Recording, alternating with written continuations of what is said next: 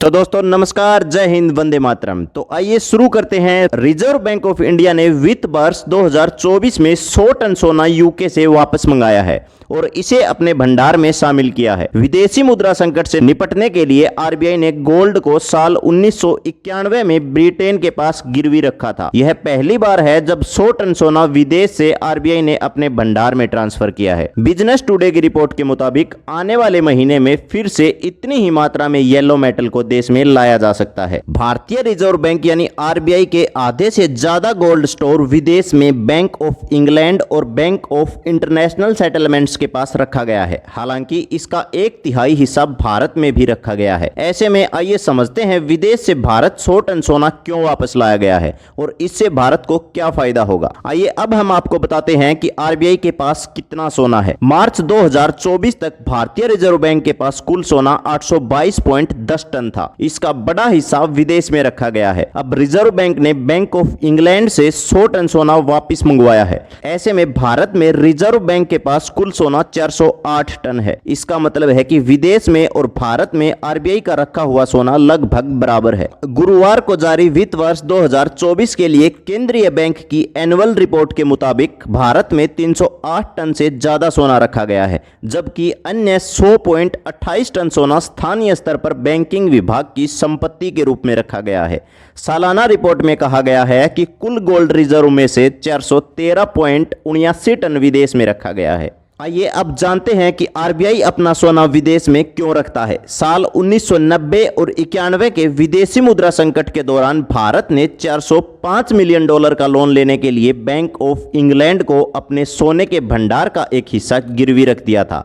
हालांकि नवंबर 1991 तक लोन चुका दिया गया था, लेकिन आरबीआई ने लॉजिस्टिक कारणों से गोल्ड को यूके में ही रखने का विकल्प चुना।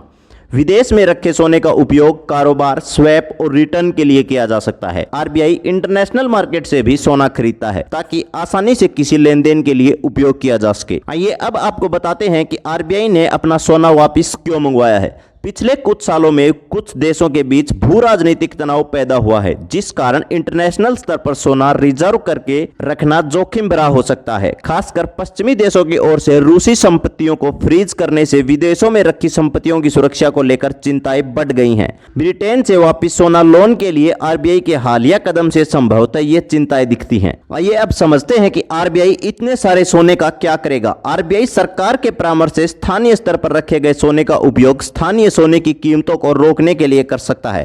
खासकर गोल्ड एक्सचेंज ट्रेडेड फंड जैसे निवेश की उच्च मांग को देखते हुए आरबीआई ऐसा कदम उठा सकता है। केंद्रीय बैंक की ये प्लानिंग एक मजबूत स्थानीय बुलियन मार्केट डेवलप करने में मदद कर सकती है, जिससे सोने के भंडार विदेश भेजने की आवश्यकता नहीं होगी। भारत में सोना रहने से विदेश को सोना रिजर्व करने के लिए चार्ज नहीं देना पड़ेगा। वहीं अगर कभी कैश या आर्थिक संकट की समस्या आती है तो इस गोल्ड का उपयोग करके आर्थिक समस्याओं से निपटा जा सकता है। गौरतलब है कि आरबीआई ने सोने की खूब खरीदारी की है। साल 2024 के पहले 4 महीनों में ही आरबीआई ने पिछले पूरे साल में खरीदे गए सोने का 1.5 गुना खरीदा है। यह आक्रामक खरीद डॉलर के वैल्यू में गिरावट के कारण हुई है। वहीं अमेरिकी ट्रेजरी विभाग के डेटा से पता चलता है कि नॉन अमेरिकी केंद्रीय बैंकों की अमेरिकी ट्रेजरी बॉन्ड की होल्डिंग मार्च 2023 में 49.8% से घटकर मार्च 2024 में 47.1% हो गई है। वित्त वर्ष 2024 में आरबीआई ने अपने भंडार में 27.47 टन सोना जोड़ा, जो पिछले वर्ष के 794.63 टन से बढ़कर 1.5 टन हो गया। आरबीआई की ओर गोल्ड की खरीद फॉरेक्स रिजर्व में डाइवर्सिटी लाने, महंगाई और करेंसी अस्थिरता के खिलाफ बचाव की तैयारी का एक हिस्सा है। तो दोस्तों आज के लिए इतना ही। मोर इन्फॉर्मेटिव न्यूज के लिए सब्सक्राइब करें हमारा चैनल नेशन हर्ट। धन्यवाद।